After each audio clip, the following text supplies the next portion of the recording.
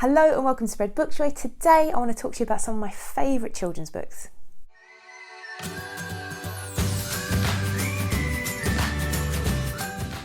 If you're new to the channel, I'm Jack. I'm a qualified primary school teacher who shares great books for home or school, but I also talk about my own reading. I tend to do that on Saturdays, and on Wednesdays I usually release a review video. But this week I have read some new books, but I'm not quite ready to review them. They're still percolating away in my brain at the moment. So I thought I would talk to you a bit about some of my all-time favourite children's books that as a teacher I think hook children into reading, and they're amazing to teach with. They'd be amazing books to share as storytime books. And I've done a series called Get Kids Reading where I talk about each of the books I'm going to tell you about individually. So there are longer videos, in-depth videos about each of these titles where I talk about how I analyse the text, a full synopsis and breakdown of the text if you are a teacher and you want to know what's in the story. I talk to you about teaching ideas and talking points and what is fascinating about the book, the author, and all sorts of interesting stuff about the book. And also, because it was sometimes they're 20 plus minutes long, these videos, I do some artwork and I'll put a few pictures on the screen of some of the things I've done so that whilst I'm talking to you, you're watching something a bit more pleasant than just me talking at the screen, pleasant as that may be. So let's get started. The very first book I ever did a video on and I posted was on Coraline. Coraline by Neil Gaiman. I probably don't need to introduce to many people. It's a very famous story. There was a fantastic stop motion animation film, which is different from the book, and I absolutely love.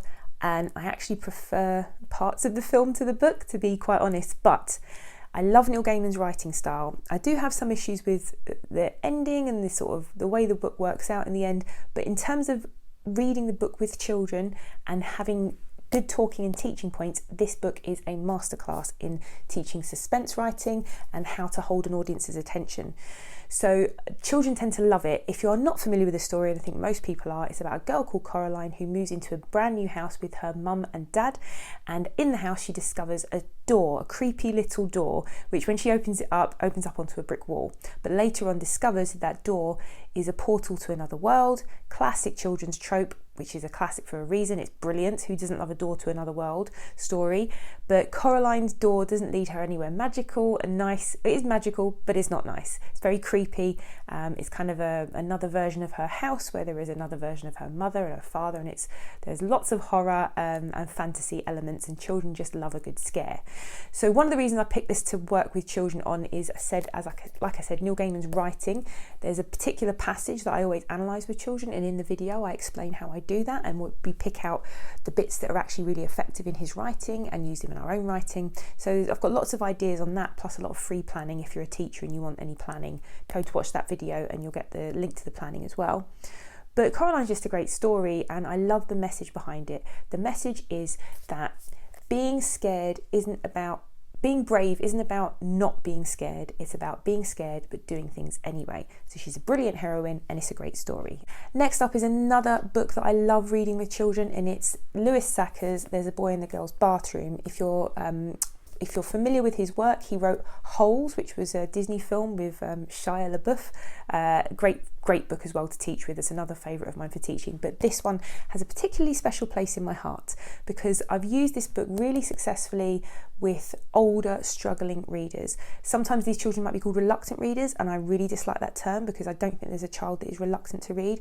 If a child is reluctant to read, they're struggling to read for some reason, so they'll appear to be reluctant, but they've got another underlying issue, or they may not have found the right book yet, or there's something going on there that needs to be investigated. So don't use the term reluctant reader. Struggling reader is what I use. But so older struggling readers, I've used this really successfully to teach, to hook them into reading and to do guided reading with them, where you sort of doing comprehension and have really in-depth discussions. The reason they love this book so much is, one, the title, because it grabs them straight away. Two, it's much like Coraline, which is also another great book for teaching with groups. It's a short book, and short books are always really effective if you're working with a group of children, because you're not, like, lots of children's books nowadays are 300 plus pages, and especially if you're a struggling reader, that's really daunting. So this isn't. So it's not really that daunting. It's got very short chapters as well. Some chapters are just like a page long, and also, despite the fact that the content is really, like, the content's nice and mature and it's quite heavy, and it's great for older readers. The reading age makes it great for a real range of reading abilities. It's not that hard in terms of reading age. I think you can manage it from the ages of 7 up if you wanted to, but it's the content that hooks those older readers. So the book is all about a boy called Bradley Chalkers, who, my heart aches whenever I think about that boy, and I love this story so much. Bradley is a boy who's been kept behind a year in 5th grade, so he's a year older than everyone in his class. He's got a lot of emotional behavioural difficulties. He's a traumatised child, and when we meet him, it's through the eyes of Jeff Fishkin, who's just joined his class. And Jeff joins his class, and he it just makes me want to cry thinking about it. He's introduced to the class, and Bradley is there, and no one wants to sit near Bradley, and Bradley's acting really strangely and doesn't seem to care that no one really likes him. Even the teacher doesn't like him, which kills me. But anyway, and then after the class, Jeff approaches Bradley, tries to make friends with him, and Bradley has this immortal line that he utters, which children gasp at all the time. And it's like, he says, "Give me $1, I'll spit on you." So this book is really an exploration of why children might behave in that way, about understanding, about having empathy, and about being believed in and being heard and being seen and being having other people believe in you as well. It really, anyway, it makes me emotional thinking about it. But this is a great book. I've got a group, I'll go on about it at length in my video, so I'm not going to go on about it anymore here, but this is a really good one. Next up is Wonder by R.J. Palacio, another book I probably don't need to introduce the concept of. It's a juggernaut of a book. It's a publishing phenomenon, and it was a film with I can't remember, Owen Wilson and someone else. Julia Roberts played the parents, and it's all about a boy called August Pullman. And August was born with Treacher-Collins syndrome, which means that he has facial differences, and he's never been to school before because he spent most of his life having massive surgery to correct some of his facial differences. I mean, he was born not even being able to close his mouth and things like that. So he's never been to school, and we meet him as he's about to start 5th grade, and he's going, I think it's 5th grade, and he's going to school for the first time, and he's has a really, really tough start because he's quite privileged, so he goes to a private school. However, these children they're not used to seeing someone with the differences that he has, the facial differences he has, and they're cruel, and there is bullying, but there are also wonderful children who do make friends with him, who don't, allow others to peer pressure them into treating him differently. But mainly it's a great book for reading. Children absolutely love this. They're hooked from the first chapter, but it's great because it's another one that teaches empathy, and you see the story through several different points of view, and it's really great for teaching perspective, writing and points of view and first person narration. So we see it through the eyes of August, some of his friends, but also his sister Via. And his older sister Via has her life been very affected by August. She loves him, absolutely adores him, is very protective of him, but she feels very invisible within her own family because of August. So it's a really great read. It's really pulls at the heartstrings, another one that pulls at heartstrings. And again, it's a contemporary school setting story, and children just love that. I don't think I've read it with a child who doesn't love it. The last book I'm going to talk about at length is Instructions by Neil Gaiman and Charles Vess. So Instructions was a poem written by Neil Gaiman for a friend of his who was having a baby, and it's very whimsical, and it's sort of told in a fairy tale fashion, and these instructions are telling you to go through this door and walk down here and don't touch this and do that. I'll show you a little bit of it. And Charles Vess was an illustrator, and he illustrated some of the Sandman comics, and I think he's the main illustrator, like he illustrated for DC Comics. I might be wrong about that. If someone knows, correct me in the comments. But he decided to illustrate it, and they made it into a picture book.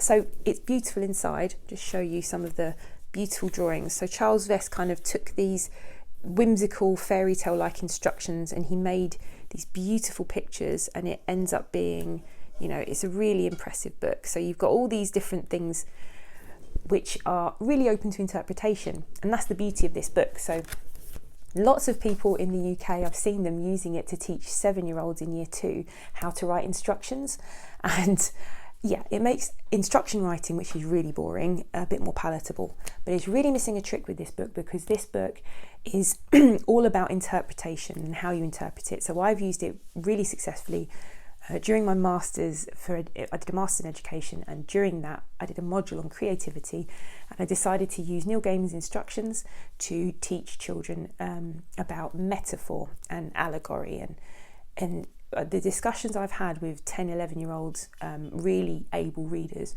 on this picture book are phenomenal. I've got a whole lesson plan about it, which I discuss in my video, and yeah, it's just a wonderful book to teach with. So these last few books are books I've got in-depth videos on, but I only read them in the last year when I haven't been teaching and I would want to teach with them. They're books that I'd highly recommend. I'm just going to go through them very quickly because, like I said, I've got 20-minute videos on each of them where I break down, you know, the synopsis and everything else and my thoughts on them. But just very quickly. First up, Asher and the Spirit Bird by Jasvinder Billen. I think this is a beautiful book. The cover is what caught my eye when I first saw it in the bookshop, but it turns out it's the winner of the Times Chicken House children's fiction book. They hunt for new children's authors every year and then they publish the book, the winner. And this is set in India. So Asha lives in the Himalayas and her father's gone away to the city to work and he's gone missing, and she goes on a journey to find him, and it's a magical realism book and it's just beautifully written. It's very lyrical and I've got, like I said, a whole video on that. Next up is The Boy at the Back of the Class by Anjali Q. Ralph.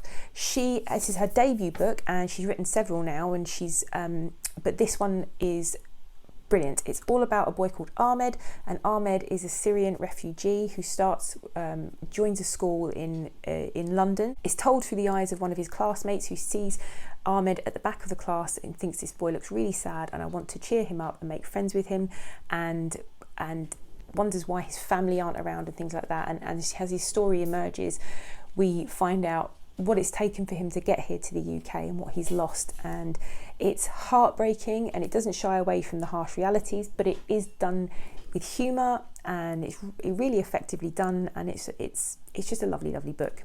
I've also got several videos about this one, which is A Pinch of Magic by Michelle Harrison. I love this series. It's probably one of my favourite middle grade fantasy series, and it's all about three sisters who live on the island of Crowstone, and in the first book, A Pinch of Magic, there's a family curse and magical objects and an adventure. It's very fast paced and it's just really great fun. Michelle Harrison's a great writer, so if you like middle grade fantasy and magic, do check it out. I've got an in-depth video on the first book, but I've also got a shorter video on the trilogy explaining each of the books in the trilogy. Last of all, this beautiful book, The Girl and the Dinosaur. I've got an in-depth video on how I would read this with younger children. It's just a gorgeous, whimsical story all about a girl whose imaginary dinosaur comes to life. She's digging for dinosaur bones on the beach, and then later that night the dinosaur comes to her and takes her to this magical playground in the sky. I'll just show you a couple of the little pictures. Oh, look, it's just absolutely beautiful. But really, it's an exploration of childhood imagination, and what it really spoke to me when I read it about the power of children's inner worlds and their inner imagination and how real that is to them, and we forget as adults how real those worlds are to children. But I've got a really good video where I go over how I would read this with children, the things I would point out, the things that make this a special book, and yeah, I just love it. It's just beautiful. So if you do like any of those books, you can go and check out the in-depth videos. I'll put a link to the playlist below, and hopefully you've enjoyed this. If you're new here as well and you like my videos, please consider clicking subscribe, and do click like, please leave a comment, and hopefully I'll see you again here soon. Bye.